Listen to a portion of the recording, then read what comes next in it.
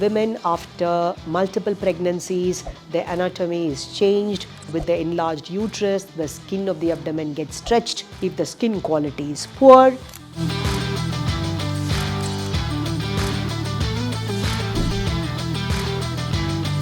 we try to address all of this in just one surgery.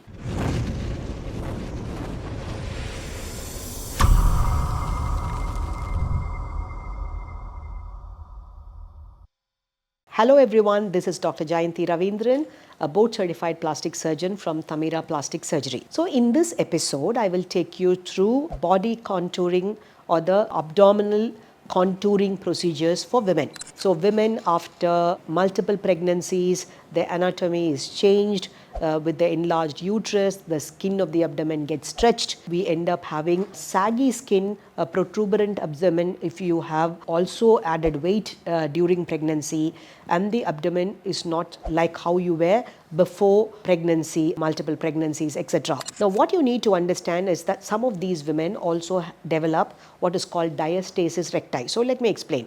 Our abdomen is like it has two cylinders. You have an outer cylinder, so you know a cylinder.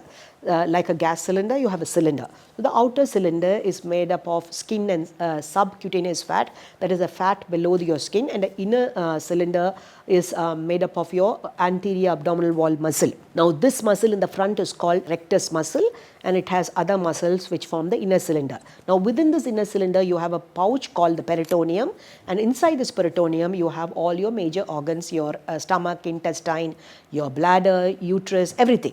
It's inside this pouch. As the uterus enlarges, the inner cylinder also enlarges, and so the muscle, the rectus muscle, actually slowly loosens out to accommodate the enlarging uterus. Now muscle tone is very good. After delivery, this muscle tone returned back to normal, and the stretched skin, if the skin collagen in the skin is good, it also retracts back, and that's why even after multiple pregnancies, some women have a very flat skin. They do not have loose skin all the time. But if the skin quality is poor, and if the muscle stretches beyond a certain extent and the tone is poor, and if you undergo a cesarean section where the muscle is cut, nerve supply is also compromised, then you end up having what is called diastasis rectus.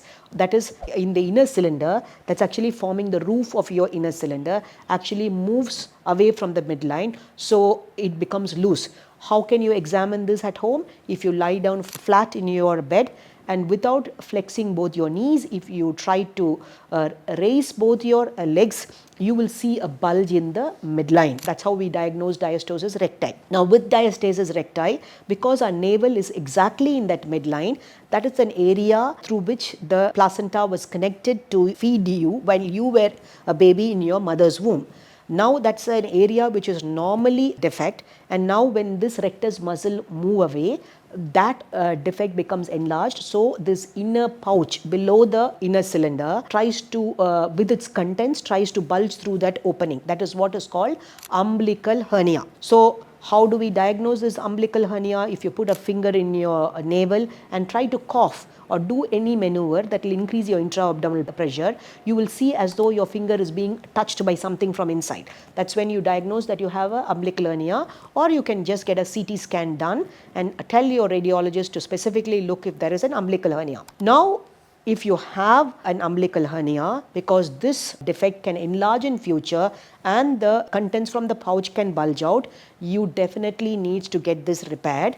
Not immediately, but at some times you have to get it repaired. What a lipoabdominoplasty or a tummy tuck does is we try to address all of this in just one surgery. So what do?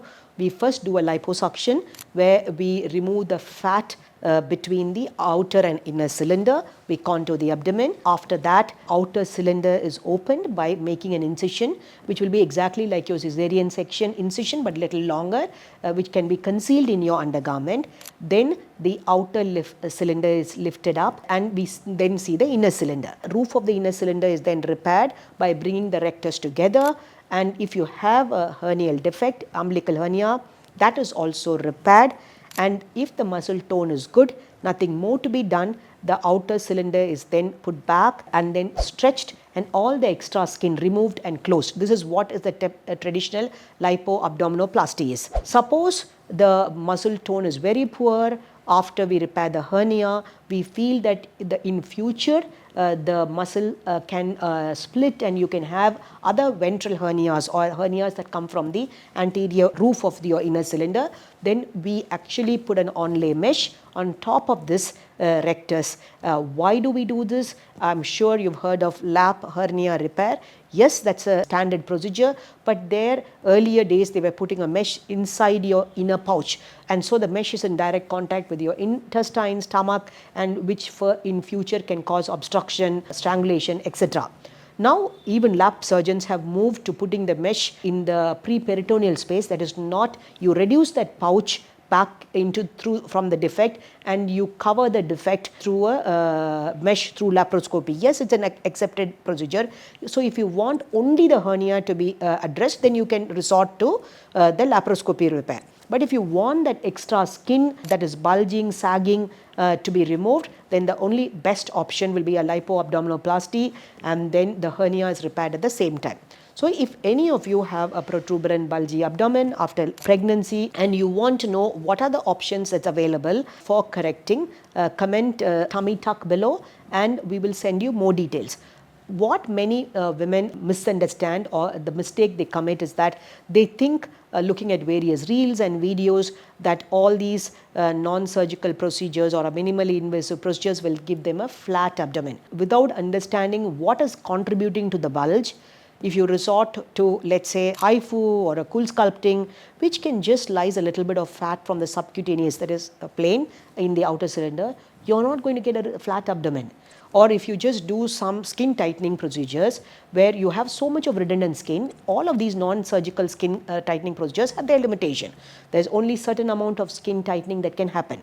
And when you do this, you're not only just wasted your money, but you're also disappointed. So if you have a protuberant abdomen and if you also are doubtful whether you have a diastasis recti or hernia, please visit board-certified plastic surgeon, get yourself evaluated and choose the right procedure.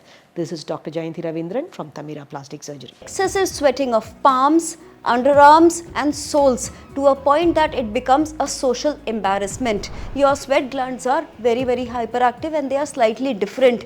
Not only they sweat more, but also the smell is more and the sweat is more thicker. So how can we treat it, and if we don't treat it, will it cause any problem in the long term or in the future?